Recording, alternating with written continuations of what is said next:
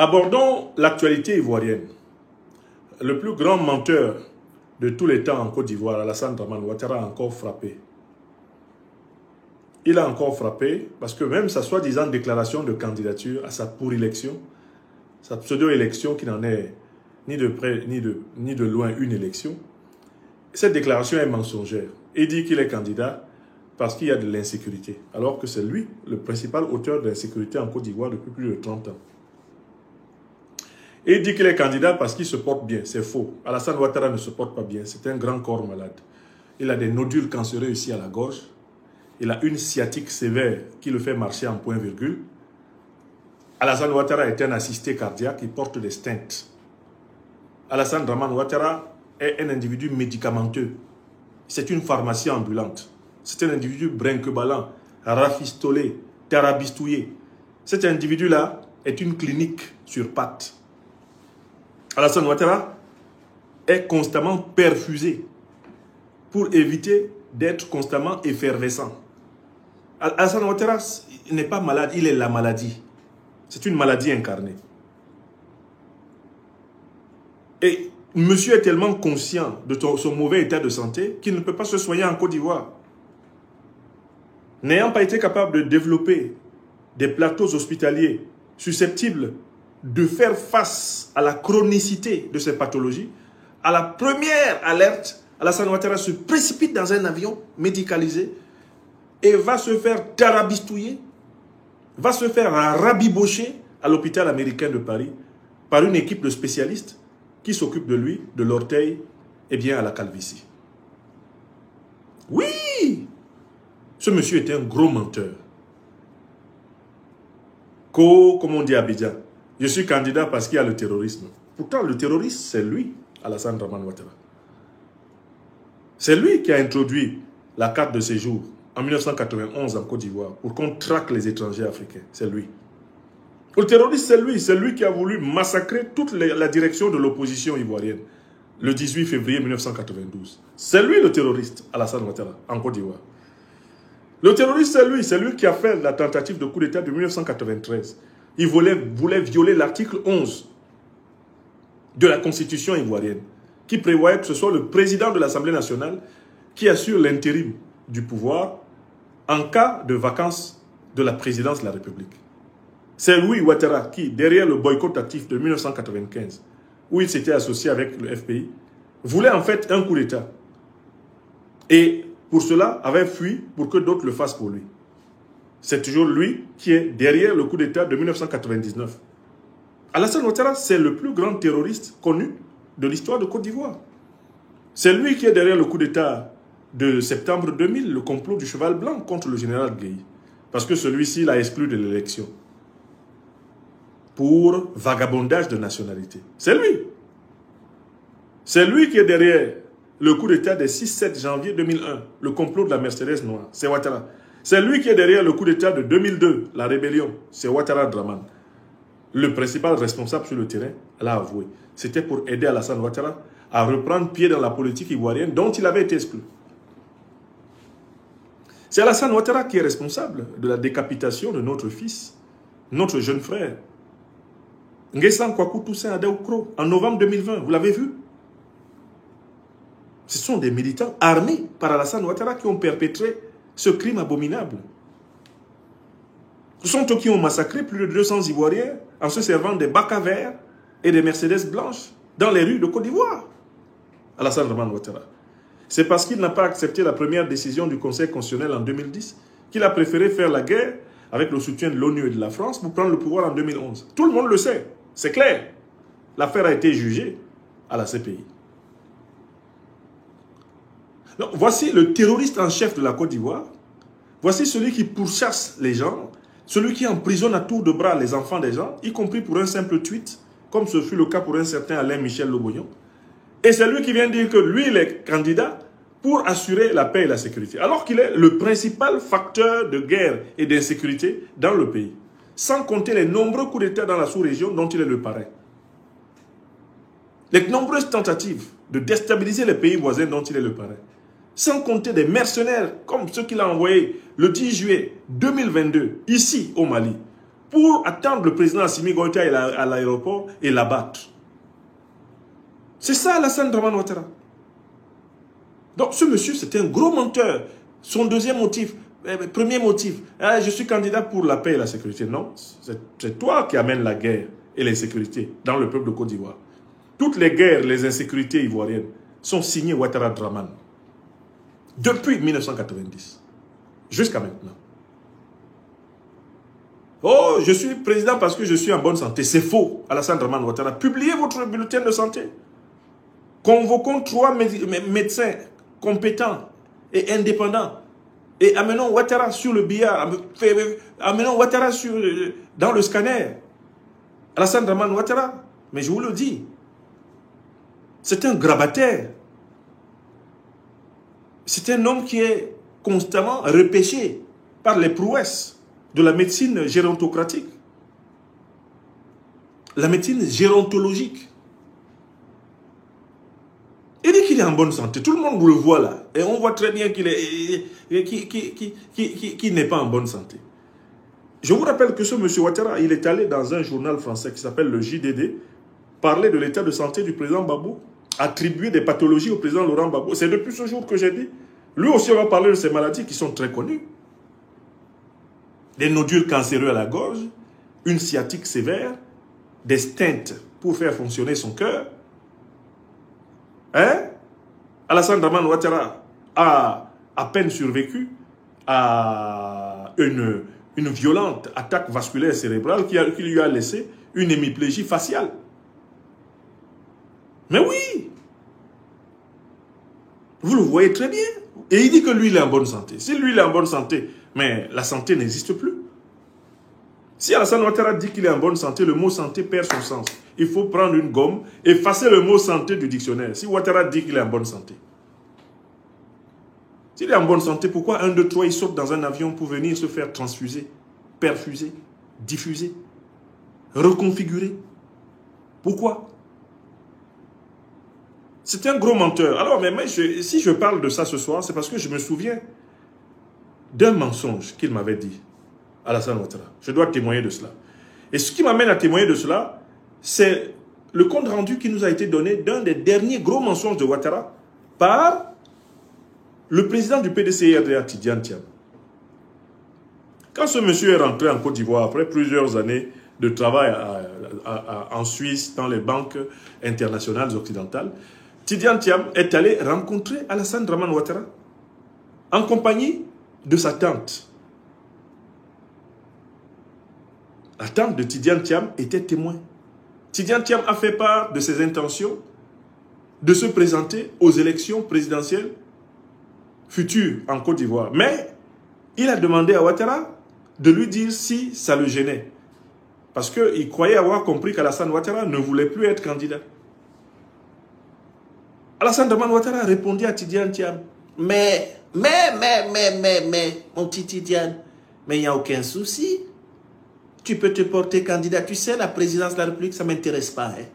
J'ai travaillé pendant très longtemps aux États-Unis, à un très haut niveau, à la Banque mondiale et au FMI. Non. J'ai beaucoup travaillé, j'ai beaucoup donné. Hein. Le poste de président de la République, c'est fatigant, c'est harassant. Non, tu peux te porter candidat.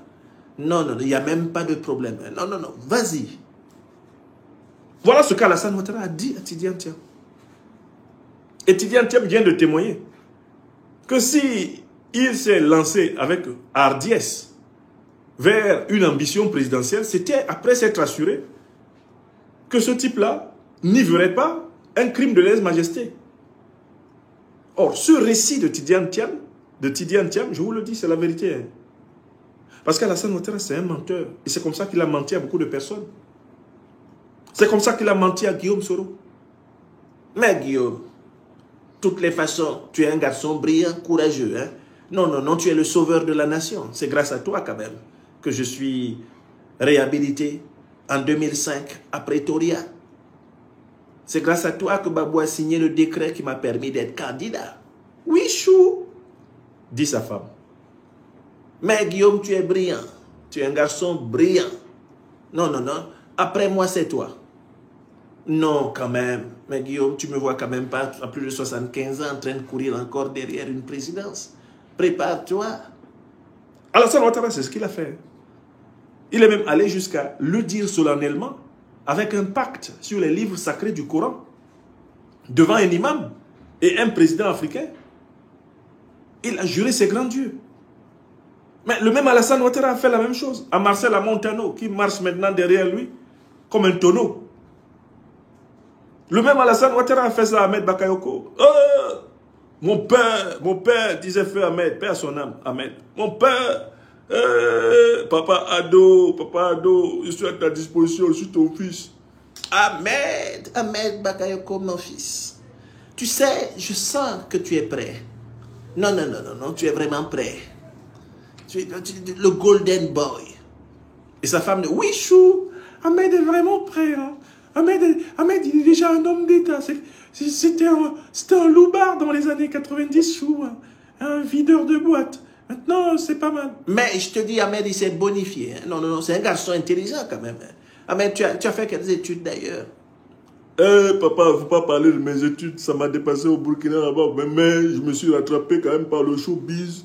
Aujourd'hui, je suis un manager. Non, je suis intelligent. Non, t'inquiète pas, Ahmed. Vous avez vu où il a amené Ahmed Bakayoko? 6 pieds sous terre. Quand Ahmed Bakayoko a vu qu'Amadou Gon Coulibaly venait de mourir, il a cru son heure venue. Erreur. C'était non pas son heure d'être président, mais son heure d'être envoyé au cimetière. Par Ouattara Draman. Vous avez vu? Il a promis à Ahmed. Il a promis au président Henri Konan Bédié. Mais Henri, tu sais, tu es mon aîné. Nous allons co-diriger la Côte d'Ivoire pour la paix en tant que fouettiste. Ouattara, est-ce que tu es sérieux dans ce que tu dis? Mais, chou, il faut lui parler. Tu sais, Henri, mon coro. Oui, tonton Bédié. Il n'y a aucun doute, hein, mon mari, il ne s'éternisera jamais au pouvoir. Il avait promis la candidature à la présidentielle au président Bédié. Et je veux apporter ici le témoignage qu'Alassane Ouattara, à propos de cette candidature du président Bédié, il m'a menti à moi, le 23 octobre 2014, dans son bureau au palais présidentiel. Parce que je lui ai posé la question, on était en pleine polémique de l'appel de Daoukro. L'appel du 17 septembre 2014. Le président Bédié dit, le PDC-RDA accepte de ne pas être candidat à l'élection présidentielle de 2015. Le PDC-RDA va supporter la candidature du président du RDR, Alassane Draman Ouattara, quitte pour le président du RDR en 2020 à rendre l'ascenseur au PDCI, qui sera le candidat au nom du RHDP, Parti Unifié.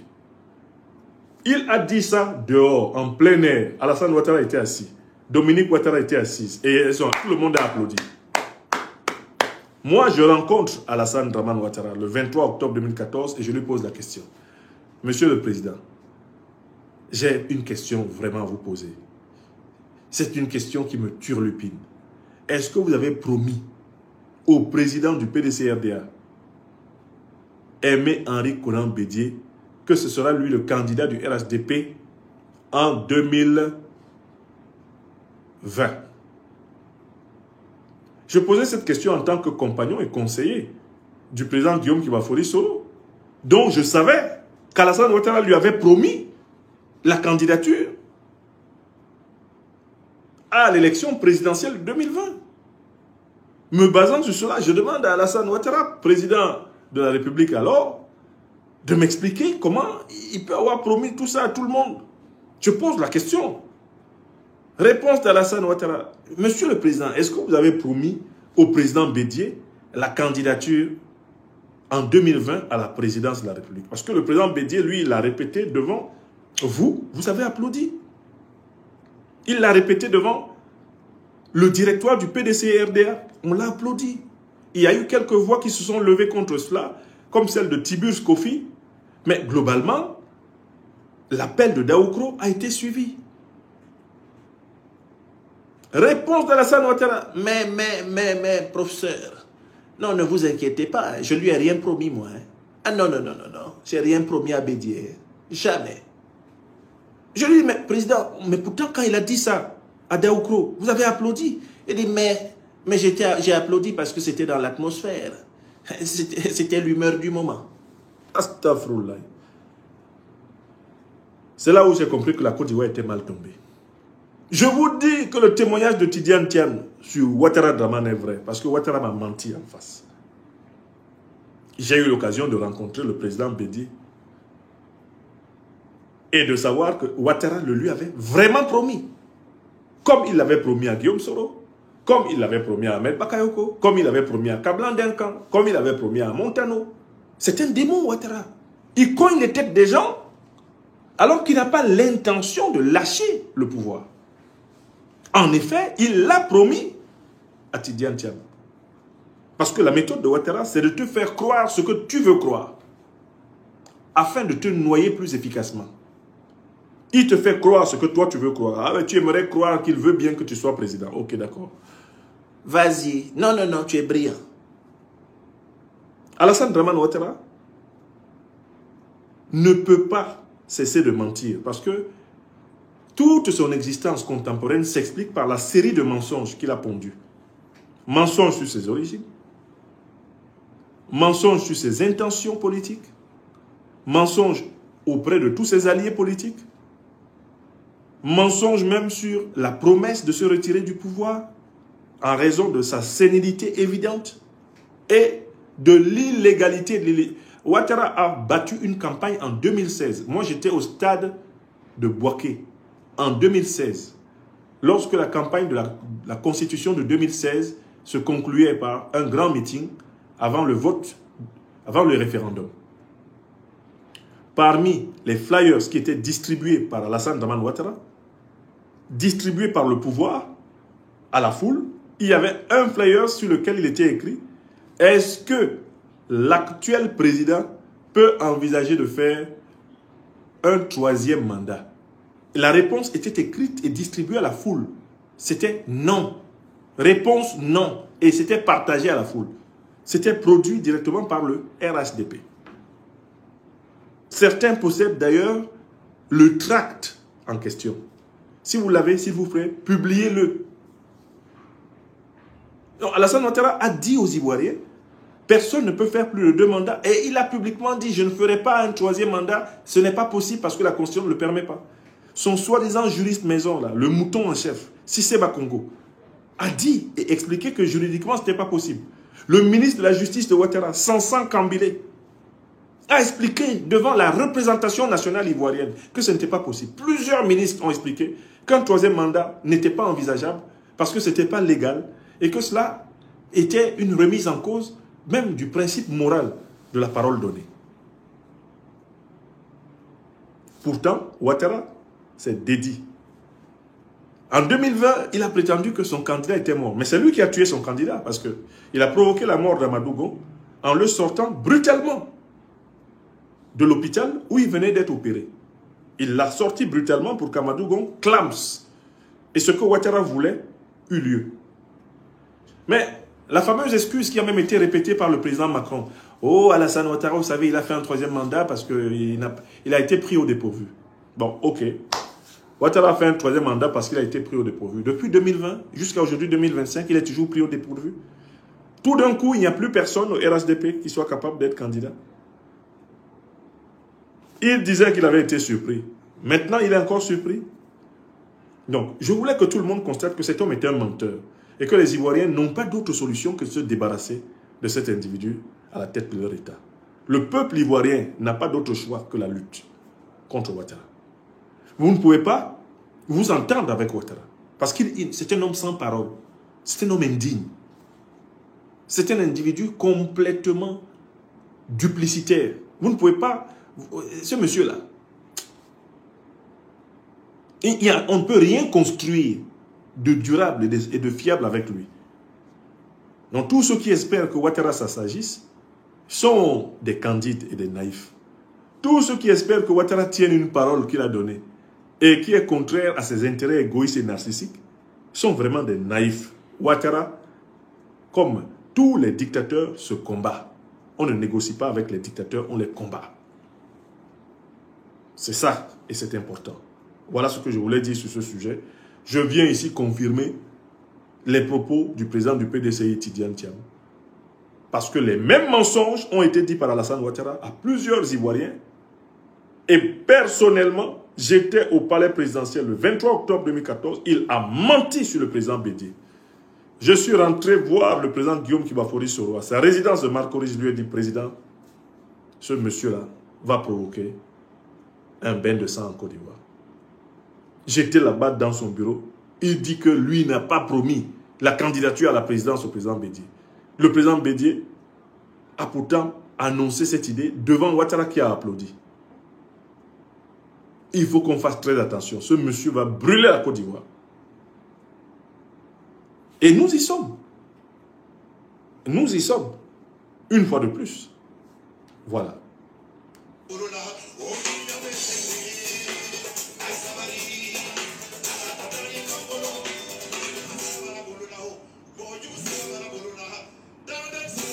Je conclue cette émission d'analyse politique par un retour dans mon pays natal, le Cameroun.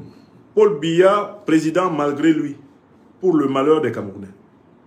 Bon, Paul Biya n'a même pas été capable de lire le discours par lequel il dit qu'il est candidat. Ouattara est sorti de son lit d'hôpital, s'est fait injecter, je ne sais pas, au moins 30 perfusions, a bu force tonifiant, vitamines, hein.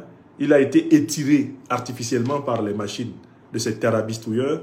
Ouattara a pu s'asseoir face à une caméra et dire que, prétendument, lui, il est candidat à la présidence ivoirienne. Bien lui, non.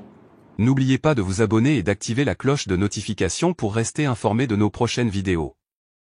Restez à l'écoute pour les développements passionnants à venir.